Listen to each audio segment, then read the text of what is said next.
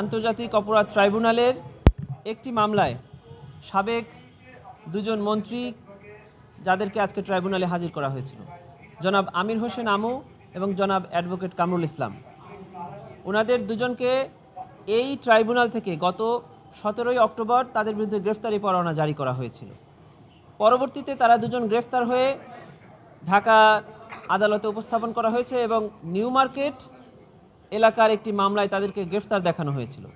পরবর্তীতে আমরা 2 ডিসেম্বর ট্রাইব্যুনালে তাদেরকে উপস্থাপনের জন্য একটি আবেদন করি, যে আবেদনটি ট্রাইব্যুনাল মঞ্জুর করে আজকে দিন ধার্য করেন তাদেরকে ট্রাইব্যুনাল উপস্থাপন করার জন্য।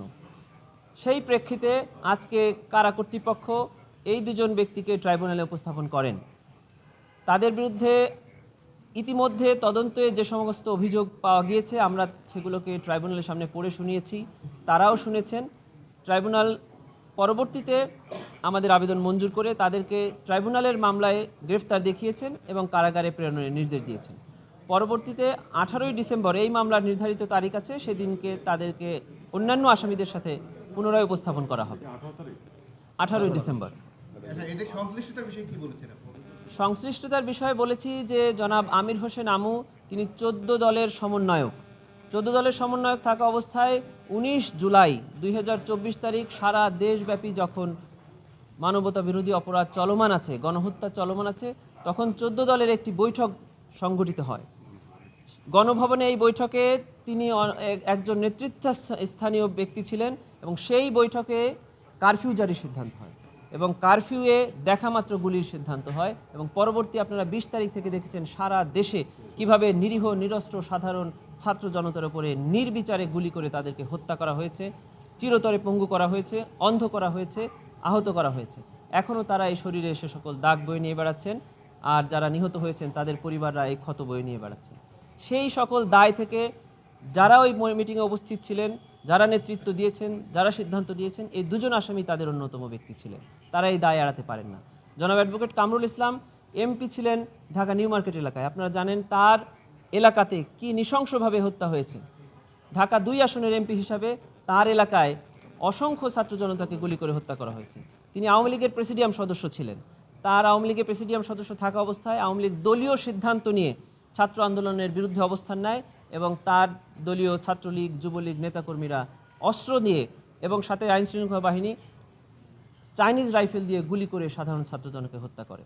সে সকল অভিযোগ তদন্তে ইতিমধ্যে পাওয়া গিয়েছে, আরও তদন্ত অব্যাহত আছে, সেগুলো আমরা তাদেরকে পড়ে শুনিয়েছি, জানিয়েছি। এই সকল অভিযোগে তাদেরকে এই মামলায় গ্রেফতার দেখিয়ে কারাগারে প্রেরণ করা হয়। দুজনকে আজকে কমন মামলা, ওই যে ওয়াদুদ হত্যা নিউ মার্কেটের দুজন কমন মামলায় আসলো না, ওয়াদুদ হত্যা নিউ মার্কেটে তাদেরকে গ্রেফতার করে কোর্টে রাখা হয়েছিল। আজকে তাদেরকে এই ট্রাইব্যুনালের মামলায় সারা দেশব্যাপী যেটা হয়েছে সেই মামলায় গ্রেফতার দেখানো হয়।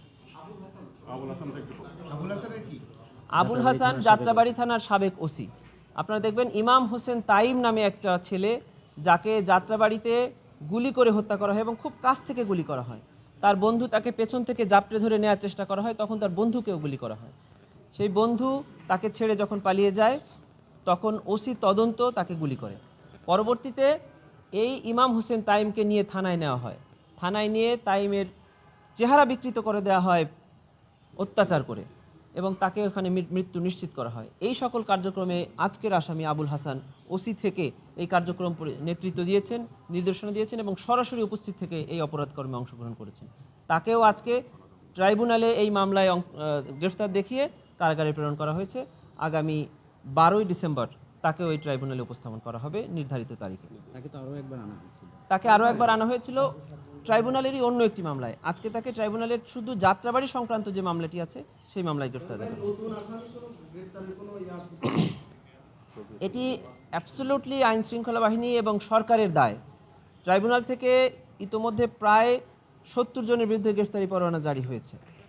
আমরা দেখতে পেয়েছি যে অল্প কয়েকজন ব্যক্তি ইতোমধ্যে গ্রেফতার হয়েছেন, এখনও অনেক ব্যক্তি গ্রেফতার হননি এবং তারা পলাতক থাকা থেকেও এই মামলার তদন্তে বাধাগ্রস্ত করে বিভিন্ন বক্তৃতা বিবৃতি দিচ্ছেন, যেটিতে আমাদের তদন্ত বাধাগ্রস্ত হচ্ছে। আমরা সরকারের কাছে অনুরোধ জানাচ্ছি যে খুব শীঘ্রই তাদের আইনশৃঙ্খলা বাহিনীকে আরও তৎপর করে, গোয়েন্দা সংস্থাকে তৎপর করে এই পলাতক আসামিদেরকে যেন অতি দ্রুত গ্রেফতার করা। 70 জনের বিরুদ্ধে গ্রেফতারের পরোয়ানা, কিন্তু এখন পর্যন্ত কতজনকে আসলে গ্রেফতার দেখানো?